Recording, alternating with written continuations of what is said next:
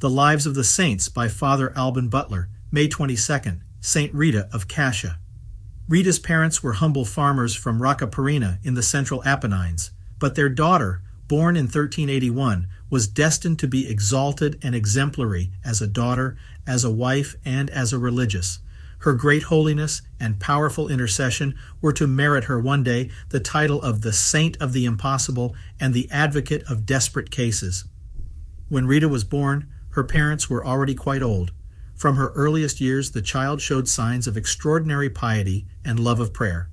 She soon conceived the desire to consecrate herself to the service of God in the convent of the Augustinian Sisters of Cascia, but her parents decided to marry her off, and the young girl humbly submitted with the idea that obedience was the best way to please God. Unfortunately, her parents did not know how to choose a husband for her. The husband turned out to be a brutal and dissolute man. Because of his irate temperament, he was the terror of the neighbors. Rita endured for 18 years with incredible patience his insults and infidelities. As she watched her two sons follow their father's example more and more closely, she suffered deeply, but could do nothing but weep in secret and pray fervently for them. One day, God's grace touched the heart of her husband, who asked her forgiveness for all that he had made her suffer. A few days later, the neighbors brought Rita her husband's body, covered with wounds. Rita never knew if he had died in a quarrel or had perished as a victim of revenge. Her grief became even more acute when she learned that her two sons had sworn to avenge their father. The saint earnestly begged God not to allow her sons to become murderers. God heard her prayer. Since the two young men fell ill and died before carrying out their vengeance, Rita, who tenderly assisted them in their illness, succeeded in getting them to forgive their enemies before they died. Left alone in the world, Rita again conceived the desire to become a religious. She asked to be admitted to the convent of Cascia, but was told that the constitutions only allowed the reception of maidens. The saint insisted 3 times and received the same answer from the prioress. But finally, an exception was made for her, and she was able to take the habit in 1413. Saint Rita practiced the same submission in the convent as in her life as a daughter and wife. She never committed a single fault against the rule.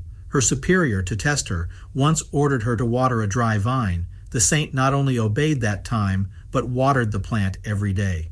In those points in which the rule allowed a certain freedom, as in the use of corporal penances, the saint was implacable with herself. She particularly manifested her charity in assisting sick nuns.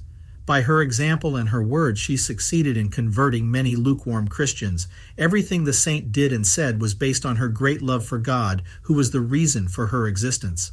From childhood, she had been especially devoted to the Passion. As a religious, she was often caught up in ecstasy while contemplating the sorrowful mysteries of the Lord's life. In 1441, the saint attended a fervent sermon given by St. James of the Mark on the crowning of thorns. Shortly afterwards, while kneeling in prayer, Rita felt a sharp pain in her forehead, as if one of the thorns of the crown had pierced her. The wound oozed and gave off such a bad odor that Rita had to withdraw to a secluded corner of the convent so as not to disturb the others.